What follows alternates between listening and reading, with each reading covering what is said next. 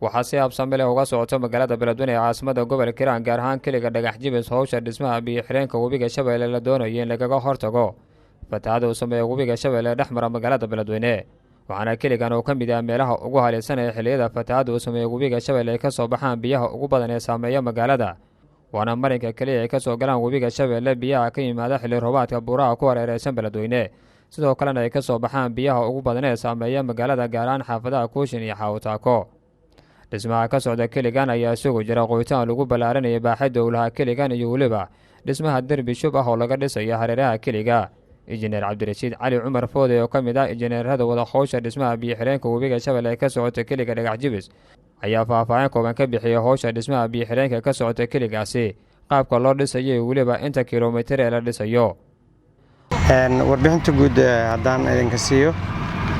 kaliga dhagax jibis shaqadiisu ay socotaa markii laga yimaado webiga ilaa buundada dhagax jibis waa 350 mitir waxaa laga dhisayaa derbiye dhagax iyo shub ah labada dhinac hawshiisana waa socotaa saddexdii maalmood ama afartii maalmood la soo dhaafay haddana maanta waxaan joognaa dhinaca kale ee buundada oo loo aadayo Hilikiliyo ayadana waa ay bilowday excavationkii waa 350 mitir maanta aan ka shaqeynaynaa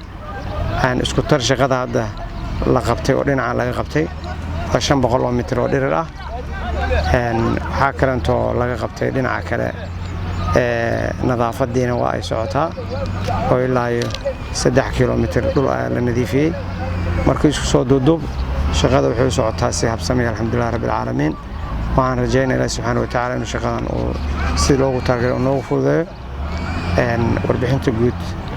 waa intaas labadii maalmood ee ugu dambeysay Beledweyne waxaa si daba joog ah uga da'ay roobka guga injineer Cabdirashiid Cali Cumar Foode ayaan wax ka weydiinay saameynta roobkan ay ku yeelan karaan hawsha dhismaha biyo xireenka webiga Shabeelle ee ka socota kaliga dhagax jibis iyo waliba rajada ay ka qabaan inay ku guuleystaan hawsha dhismaha kaligaasi ka socota waxaana uu ku jawaabay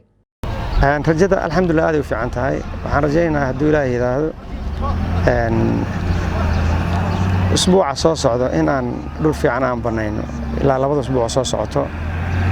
kulli roobkii waa lagu jiraa laakiin waa ku dhex shaqeynaynaa oo u malayn maayo haddii wax caqabad kale ziyaada ay istaagin